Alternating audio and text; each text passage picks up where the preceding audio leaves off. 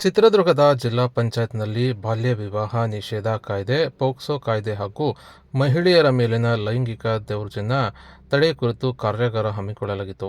ಇನ್ನು ಜಿಲ್ಲಾ ಕಾನೂನು ಸೇವೆಗಳ ಪ್ರಾಧಿಕಾರ, ಜಿಲ್ಲಾಡಳಿತ, ಜಿಲ್ಲಾ ಪಂಚಾಯತ್ ಮಹಿಳಾ ಮತ್ತು ಮಕ್ಕಳ ಅಭಿವೃದ್ಧಿ ಇಲಾಖೆ, ಜಿಲ್ಲಾ ಮಕ್ಕಳ ರಕ್ಷಣಾ ಘಟಕ ಇವರುಗಳ ಸಂಯುಕ್ತಾಶ್ರಯದಲ್ಲಿ ಇಂದು ಮಧ್ಯಾಹ್ನ 12 ಗಂಟೆಗೆ ಬೇಟಿ ಬಚಾವೋ ಬೇಟಿ ಪಢಾವೋ ಯೋಜನೆಯಡಿಯಲ್ಲಿ ಜಿಲ್ಲಾ ಮಟ್ಟ ಹಾಗೂ ತಾಲೂಕು ಮಟ್ಟದ ಅಧಿಕಾರಿಗಳಿಗೆ ಬಾಲ್ಯ ವಿವಾಹ ನಿಷೇಧ ಕಾಯ್ದೆ, ಪೋಕ್ಸೋ ಕಾಯ್ದೆ ಹಾಗೂ ಕೆಲಸದ ಸ್ಥಳಗಳಲ್ಲಿ ಮಹಿಳೆಯರ ಮೇಲಿನ ಲೈಂಗಿಕ ದೌರ್ಜನ್ಯ ತಡೆಗಟ್ಟುವಿಕೆ, ನಿಷೇಧಿಸುವಿಕೆ ಹಾಗೂ ನಿವಾರಿಸುವಿಕೆ 2013ರ ಕಾಯ್ದೆ ಕುರಿತು 1 ದಿನದ ತರಬೇತಿ ಕಾರ್ಯಾಗಾರ ಹಮ್ಮಿಕೊಳ್ಳಲಾಗಿತ್ತು.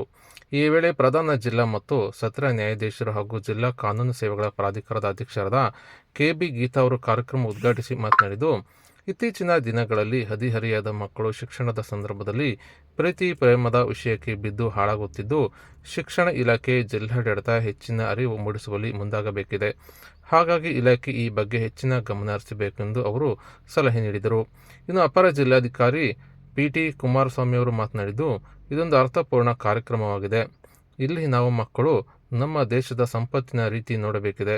ಇಂದು ನಾಡನ್ನು ಕಟ್ಟಿ ಬೆಳೆಸುವ ಶಕ್ತಿ ಇಂದಿನ ಮಕ್ಕಳಲ್ಲಿ ಇದ್ದು ಅವರಿಗೆ ನಾವು ನೈತಿಕ ಮೌಲ್ಯವಾದ ಶಿಕ್ಷಣವನ್ನು ನಾವು ಕೊಡಬೇಕಿದೆ ಎಂದು ಅವರು ತಿಳಿಸಿದರು. ಇನ್ನು ವಿಜ್ಞಾನ ತಂತ್ರಜ್ಞಾನ ಬೆಳೆದಂತೆ ನಮ್ಮ ಮಕ್ಕಳು ವಿನಾಶದ ಅಂಚಿಗೆ ಹೋಗುತ್ತಿದ್ದು, ಅವರಿಗೆ ಉತ್ತಮ ಶಿಕ್ಷಣವನ್ನು ನಾವು ಕೊಡಬೇಕಿದೆ ಎಂದು ಬಿ.ಟಿ. ಕುಮಾರಸ್ವಾಮಿ ಅವರು ತಿಳಿಸಿದರು. ಸುಪ್ರೀಂ ಕೋರ್ಟ್ನ ಗೈಡ್ಲೈನ್ಸ್ ಏನೋ ಬಗ್ಗೆ ಉಪನ್ಯಾಸ ಕೊಡ್ತಾರೆ. ಜೈಲ್ ಮತ್ತು ಬಾಲ್ ಮಂದಿರಗಳಲ್ಲಿ ನಾವು ನೋಡಿದಾಗ